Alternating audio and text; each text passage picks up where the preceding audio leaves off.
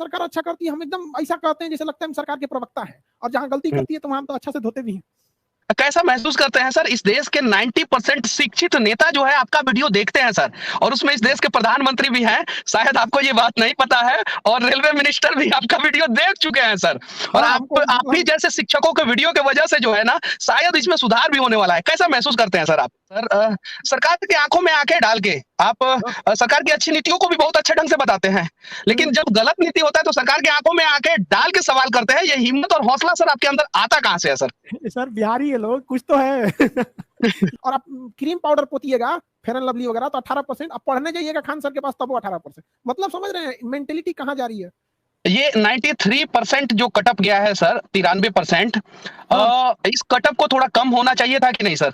अच्छा ये बताइए सर कि जो ये एनटीपीसी में 4-4 बार रिजल्ट दे दिया गया है एक ही बच्चे का, क्या ये एक सोची समझी साजिश है कि बच्चे फिर इसके लिए लड़ाई करें, ट्विटर पे ट्रेंड कराएं, जैसा कि आप लोगों का भी वीडियो बहुत सारा वायरल हुआ है और जिसके वजह से ट्विटर पे ट्रेंड भी हुआ है, और शायद सुनने में आ रहा है कि एनटीपीसी इसमें सुधार करेगा, तो इसकी क्या सच्चाई है सर?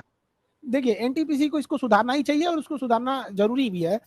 रही बात एनटीपीसी का कहना है कि शिक्षक लोग को समझ में नहीं आया, तो खुद एनटीपीसी सोचे कि जब शिक्षक को समझ में नहीं आया तो विद्यार्थी को क्या समझ में आएगा। अगर आप हिंदुस्तान के हमसे अगर कोई पूछे कि राष्ट्रपति का नॉर्मलाइजेशन जो होता है किस तरह से उसकी चुनाव प्रक्रिया में नॉर्मलाइजेशन किया जाता है तो हम बता सकते हैं, लेकिन अगर हमसे ये पूछे कि रेलवे एनटीपीसी ने किस तरह से नॉर्मलाइजेशन किया तो हमको छोड़िए हिंदुस्तान में जितने शिक्षक है कोई नहीं बता पाएगा कि किस तरह से किया। तो आप सोच सकते हैं कितनी कठिन समस्या है। लेकिन नॉर्मलाइजेशन अपने हद तक सही है, लेकिन उसका प्रोसेस सबको पता होना चाहिए किस प्रोसेस से कर रहा है। दूसरा कि आरआरबी से कुछ भी पूछो तो कहता कि हमने नोटिफिकेशन में तो बोल दिया था ये होगा, कुछ भी पूछना चाहिए, हमने नोटिफिकेशन में पारा नंबर 7 पे बोला था।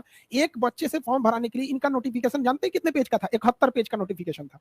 सोचिए 71 पेज का नोटिफिकेशन, लड़का बैठ के पढ़ेगा, उसके सामने एग्जाम फॉर्म जल्दी भरना होता है वरना कभी ट्रैफिक भर जाएगा, डेट खत्म हो जाएगा ये।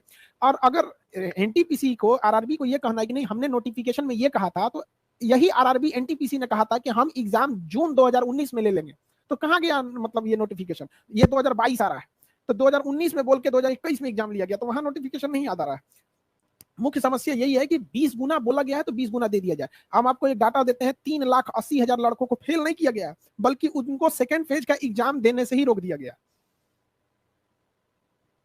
ये 93% जो कटअप गया है सर, 93%, इस कटअप को थोड़ा कम होना चाहिए था कि नहीं सर? देखिए ये कट ऑफ बढ़ना पहले से फिक्स था। जिस हिसाब से रेलवे ने इस पर मतलब क्या किया, नहीं होता है तो कुछ कुछ नए नए चीजों को सीखना। अब आपको अपने से एक बात सोचिए कि एक सिंगल एग्जाम लिए हैं, उस एग्जाम में रेलवे ने कहा कि ग्रेजुएशन वाला भी लड़का भरे और इंटरमीडिएट वाला भी लड़का भरे। आप बताइए फायदा किसको होगा? जेन्युइन है ग्रेजुएशन वालों को होगा। पूछने पर कि ये क्वेश्चन जो सिंगल क्वेश्चन लिए हैं ये किसके लेवल का था, ग्रेजुएशन लेवल का था कि इंटर लेवल का था? तो उनका कहना है कि इंटर लेवल का। अगर इंटर लेवल का है तो ग्रेजुएशन वाले को वैसे ही फायदा, और अगर ग्रेजुएशन लेवल का है तो इंटर वाला देगा कैसे? इसलिए जो कट ऑफ गया 93 वो केवल इंटरमीडिएट वाले लड़कों का गया है, ग्रेजुएशन वालों का नहीं गया है। उन लोगों का 80 के राउंड फिगर में है, अलग अलग बोर्ड पे थोड़ा बहुत 2-4 नंबर आगे पीछे वेरी करता है। उनका 76, किसी का 78 इस टाइप का है। जो इंटर वाले हैं उनका कट ऑफ हाई गया है। तो क्यों कट ऑफ हाई गया है? क्योंकि ग्रेजुएशन वाले को वो सीट तो दिया ही गया है जिसके लिए वो एलिजिबल है। साथ में रेलवे का कहना है कि ये ग्रेजुएशन किया इसलिए इंटर वाले सीट पे तो ये बैठेगा ही बैठेगा। तो भाई आप दो अलग अलग एग्जाम ले लीजिए, तब ना हो सकता है उसको कि कोई आईएएस का एग्जाम पास किया, प्री पास किया, तो आप क्या मान लेंगे कि वो पीसीएस का भी पास कर सकता है? आपका मैंने वीडियो देखा सर, और आपका वीडियो देखने के बाद मैं रेल मंत्रालय के पास गया था, रेल भवन के पास, और वहां से वीडियो बनाया सर। आप उसमें बहुत गुस्से में लग रहे थे और बोल रहे थे सर कि अगर बच्चे नहीं उतरेंगे तो हम उतार देंगे, और दिल्ली का उतना क्षेत्रफल नहीं है जितने इस देश में युवा हैं। युवाओं के प्रति इतना प्रेम आपके दिल में कैसे आता है सर? इसके बारे में थोड़ा बताएं। इस देश का भविष्य हम आपको बोलते हैं मनीष जी, अगर आपको 1 साल के लिए अगर मतलब 1 साल की योजना बनानी है तो आप चावल की खेती कीजिए। लेकिन अगर आपको 10 साल की योजना बनाना, आप शीशम का पेड़ लगा दीजिए। लेकिन अगर आप चाहते हैं कि हमारा 1000 साल आगे सुरक्षित रहे तो युवाओं को शिक्षित कीजिए। तो क्या करेंगे हम शिक्षित करके? हम तो चाहते हैं अगला 1000 साल तक भारत सही रहे, अगले 1000 की प्लानिंग है हमारी। तो वो अब आप एक कोई पढ़ता क्यों है? कहीं ना कहीं अगर वो खुद में अनसिक्योर हो जाएगा तो क्यों पढ़ेगा? लोग कहते हैं कि सब नौकरी थोड़ी करेगा, बिजनेस भी करो। अच्छा तो ट्रेनवा कौन चलाएगा? बिजनेसमैन। स्टेशन मास्टर कौन बनेगा? बिजनेसमैन। बताइए दरोगा कौन बनेगा? बिजनेसमैन। सर आपके पीछे जो है डिस्प्ले पे कलाम साहब एक स्माइल फेस के साथ हैं और एक कहावत है कि मैंने देखा अल्लाह राम एक थे अटल एक थे कलाम। लेकिन अब उसमें कुछ चीजें जुड़ रहा है, मैंने देखा अल्लाह राम एक थे अटल एक थे कलाम और एक खान सर हैं थे नहीं हैं। और आपके अंदर लोग जो है अल्लाह और राम दोनों का मतलब कि सूरत देख रहे हैं। एक सवाल मैं पूछना चाहता हूं सर, बहुत इंपॉर्टेंट सवाल है। बहुत रिस्पेक्ट के नजर से जो है ना देश के लोग देखते हैं, क्योंकि मैं केरल में गया था तो वहां पे जब मैंने बोला कि मैं बिहार से आया हूं तो वहां का एक ऑटो ड्राइवर बोला कि वही जो खान सर। तो हाँ, मैं बोला ऑटो हाँ, ड्राइवर, तो हाँ। उसने बोला क्या कि मेरा बच्चा खान सर का मतलब कि वीडियो देखता है और उनसे पढ़ता है। तो मुझे बहुत अच्छा लगा सर। सर एक चीज बताइए सर, देश की बेरोजगारी किस प्रकार से दूर की जा सकती है, इसके बारे में कुछ बताइए सर। देखिए सर, बेरोजगारी का लड़कों का जो शिक्षा का स्टैंडर्ड है ना, स्टैंडर्ड हम्म, एक, उसको वो स्टैंडर्ड की पढ़ाई नहीं पढ़ पा रहा है। वो ग्रेजुएशन में जा रहा हम्म, है। हर टीचर से पूछिए कि तुम प्राइवेट टीचर बनना चाहते हो कि सरकारी, तो कहेगा हम सरकारी टीचर बनना चाहते हैं, लेकिन अपने बच्चे को प्राइवेट स्कूल में पढ़ाना चाहता है, क्योंकि वही सरकारी स्कूल वाला अपने बच्चे को बर्बाद किया है। एक अच्छी शिक्षा दीजिए, आप उसको कुछ मत दीजिए, आप उसको रोटी कपड़ा मकान मत दीजिए, उसे एक बेहतर शिक्षा दीजिए। देखिए रोटी कपड़ा मकान छीन लेगा, वो छीन लेगा वो। तो हम लोग उसको छीनना सिखाते हैं। कभी अधिकार मांगने से नहीं मिला है, छीनना पड़ता है। आजादी हमें कटोरे में सजा के नहीं मिली थी, छीनना पड़ा था। शिक्षित लोग थे उस वक्त, जो उस समय की पढ़ाई थी लोगों ने उसे पढ़ा था।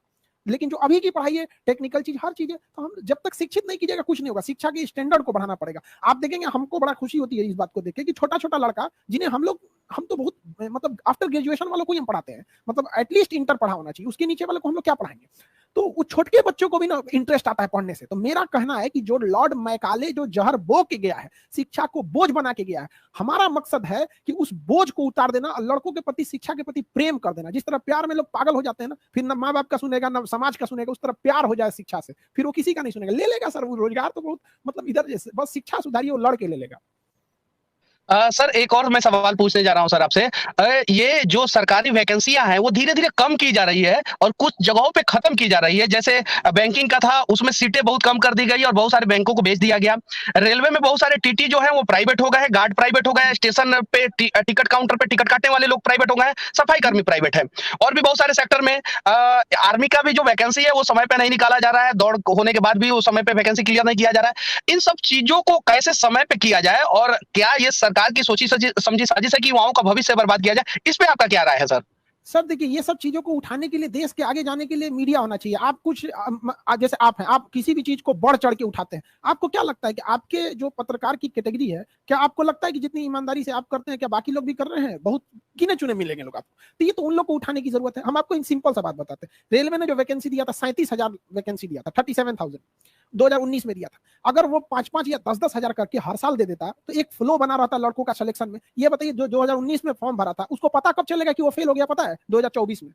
क्या करेगा ये 5 साल में? वो उसको अगला चांस अगर भरेगा तो फिर वो कोई रिस्क लेगा? उसको 5 साल बाद अगर पता चलेगा तो। इसको रेगुलर फॉर्म में किया जाता है। तो देखिए, पढ़ाई करने वाला अपना पढ़ाई करेगा, गवर्नमेंट जॉब वाला गवर्नमेंट करेगा, बिजनेस वाला बिजनेस करेंगे। लेकिन दोनों को सिखाने लगता है। कुछ लोग कहता है कि नौकरी देने वाला बनो, तो जहाजिया कौन चलाएगा? एयरफोर्स की वैकेंसी एग्जाम का रिजल्ट रोक के रखे हैं लोग। एयरफोर्स का सोचिए सर, कितना शर्म की बात है कि हमारी देश की सुरक्षा करने वाले, उन लोग को पढ़ाए थे हम लोग, तो कर रहे थे सर रिजल्ट रोक कब आएगा?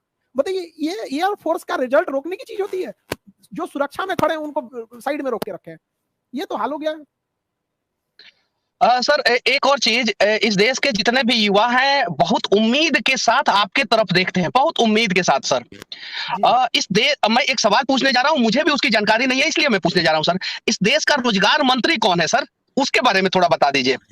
रोजगार किसी एक मंत्रालय से तो आता नहीं है। हालांकि ये सबसे दोयम दर्जा का आप कहिए तो इसमें किसी की चिंता नहीं है। हकीकत में पूछिए तो किसी का नहीं गया। जब बोल ही गया आप अपने से खड़े होइए, तो कम से कम एटलीस्ट उसको शिक्षा तो करने दीजिए। एक खुद से आपको, आप सोचिएगा तो आपको हंसी आएगी।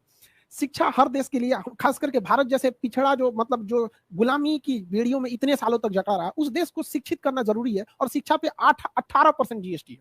सोचिए, मतलब ये हंसी नहीं आ रही है आपको? इस सब लोग को पढ़ना चाहिए। शिक्षा पे 18% जीएसटी। आप मोबाइल खरीदिएगा तो 18%, यानी इंटरटेनमेंट की चीज पे भी 18%। और आप क्रीम पाउडर पोतिएगा, फेयर एंड लवली वगैरह, तो 18%। आप पढ़ने जाइएगा खान सर के पास, तब वो 18%। मतलब समझ रहे हैं मेंटेलिटी कहाँ जा रही है? सर आपको इतने चाव से लोग सुनते हैं, देखते हैं और आपको प्यार भी देते हैं सर। ये जो 18% वाला बात बोले हैं, ये देश के लोगों को पता है या नहीं पता है, या पता होने के बावजूद भी इस पे लोग ध्यान नहीं देना चाहते हैं? इसके बारे में सर थोड़ा-सा बताइए सर। हम आपको एक बात बताते हैं, हम लड़के से फीस लेते हैं 200 रुपया, ठीक है? हुँ। उस पर जीएसटी, इनकम टैक्स, ये आपका सेस सरचार्ज काट-कूट के सर्वर वगैरह कटा के 90 रुपए बचता है। यानी हमारी ओरिजिनल फीस तो 90 ही है ना? तो बताइए शिक्षा का लेवल कितना नीचे हम कर सकते हैं, मतलब कितना सस्ता कर सकते हैं, आप सोच नहीं सकते। हमको लोग, अगर हम अपनी फीस आज को 10,000 करेंगे तो भी लोग देंगे। लोग अलग अलग जगहों पे अलग अलग फी होती है, अलग अलग सब्जेक्ट पे भी वेरी कर सकता है। कोई बड़ा है, मान के चलिए किसी में 10 टीचर पढ़ा रहे हैं तो उसमें हम 200 नहीं कर सकते, उसमें थोड़ा करना पड़ेगा। लेकिन आप सोचिए, हमको हमारा राजीव गांधी का मतलब कहना था जब वो प्रधानमंत्री थे, 100 रुपया ऊपर से चलता है तो 35 से 40 रुपया गांव तक पहुंच पाता है। लेकिन हम बोलते हैं कि हम अगर यहाँ से जो पढ़ाते हैं, देश का अंतिम गांव कन्याकुमारी तक में भी 100% पहुंचता है, क्योंकि 100% ईमानदारी से आदमी पढ़ाता है, इसलिए 100% पहुंचता है। वहां से भी अगर 100% ईमानदारी से चलेगा ना तो 100% पहुंचेगा। सर मैंने सिर्फ़ और सिर्फ़ आपसे 15 मिनट का समय लिया था और आपका समय बहुत कीमती है, हम लोग उसका सम्मान करते हैं और आपने जो समय दिया इसके लिए तहे दिल से धन्यवाद सर। धन्यवाद एक आपका आखिरी भी। सवाल मैं पूछूँगा सर, सोनू सूद के पास भी मैं जब गया था तो वहाँ पे कुछ लोग हाँ, मिले थे और सोनू सूद भी बाकायदा आपको जानते हैं, जो अरे आपने हम उनके लिए एक वीडियो बनाया था। सर धन्यवाद, धन्यवाद। बहुत कड़वा सवाल है सर, सरकार की आँखों में आँखें डाल के आप हाँ, सरकार की अच्छी नीतियों को भी बहुत अच्छे ढंग से बताते हैं, लेकिन जब गलत नीति होता है तो सरकार की आँखों में आँखें डाल के सवाल करते हैं, ये हिम्मत और हौसला सर आपके अंदर आता कहाँ से है सर? सर बिहारी है लोग, कुछ तो है। ये चीज आप पूछ रहे हैं, आप बताइए कब आप डरे हैं किसी से पूछने में? नहीं ना। यही तो एक चीज है कि आदमी नहीं रोक सकता है। आप अच्छा करिएगा, हम आपको अच्छा से करेंगे, यही कहा जाता है। हम लोग को, बच्चों को भी यही सिखाते हैं कि अगर कोई अच्छा करे तो पैर पड़ के उसको प्रणाम करो, और गलत करे तो वही लात चला दो। दोनों में पीछे मत रहना है। तो ये चीज होनी चाहिए, किसी से नहीं। जो गलत है गलत है। अभी प्रधानमंत्री की सुरक्षा में जो चूक हुआ था, हमने 7-8 पॉइंट बताया था जिसमें एसपीजी ने गलती किया था। और जहां भी आप अगर मैंने हमको देखा था वीडियो। देखिएगा, तो हमने जहां सरकार अच्छा करती है हम एकदम ऐसा कहते हैं जैसे लगता है हम सरकार के प्रवक्ता है, और जहां गलती करती है तो हम तो अच्छा से धोते भी हैं। कैसा महसूस करते हैं सर, इस देश के 90% शिक्षित नेता जो है आपका वीडियो देखते हैं सर, और उसमें इस देश के प्रधानमंत्री भी हैं, शायद आपको ये बात नहीं पता है, और रेलवे मिनिस्टर भी आपका वीडियो देख चुके हैं सर, और हाँ, हमको आप ही जैसे शिक्षकों के वीडियो की वजह से जो है ना, शायद इसमें सुधार भी होने वाला है। कैसा महसूस करते हैं सर आप? सर मैं देखिए, हर कोई इंसान को हम कैसे महसूस कर सकते हैं। हमको काफी मतलब मेरा सपना रहता है कि देश बदलना चाहिए। तो देश बदलने में ना काफी वो मतलब आप थकवे नहीं कीजिएगा। जब आपको लग जाए कि नहीं हमको एक देश के पूरे सिस्टम को, जो अंग्रेज जो गड्ढा खोद के गए उसको बदलने, तो एक काफी खुशी होती है ना कि अब एक ऐसी पीढ़ी जाग रही है जिसे रोकना बड़ा मुश्किल हो जाएगा, बहुत मुश्किल हो जाएगा। ऐसी पीढ़ी जाग रही है और शिक्षा के क्षेत्र से ही जागेगी, उसको हम जगा के रहेंगे। लेकिन हाँ, यही कोशिश करना रहता है कि हर इंसान नहीं पढ़ सकता। आपको विश्वास नहीं होगा, हम एक बार जा रहे थे, ऐसे गाड़ी में जाम लगी थी। आप पटना में तो है, हम आपको क्या बताएं, जाम यहाँ की कॉमन समस्या रहती है। तो एक आदमी सब्जी बेच रहा था ठेले पे, और उसका बेटा ना क्लास कर रहा था, हमारा ही क्लास लेके। तो हम गाड़ी का शीशा नीचे करके हम कहे, बाबू किसका क्लास कर रहे हो? तो कह रहा है डिस्टर्ब मत करो हमको। फिर ध्यान से देखा तो कह रहा है प्रणाम सर। तो सोचिए सर, ठेला वाला का लड़का कहाँ से बड़ी बड़ी फीस दे के पढ़ सकता है? तो हम भी यही कहते हैं, हमारा मुख्य उद्देश्य ये रहता है कि कम से कम फी में बेहतर से बेहतर शिक्षा गाँव के, कन्याकुमारी के आखिरी गाँव तक पहुंचना चाहिए। मैं केरल के तिरुवनंतपुरम में था, तो आपके बारे में ऑटो ड्राइवर ने बताया था मुझे।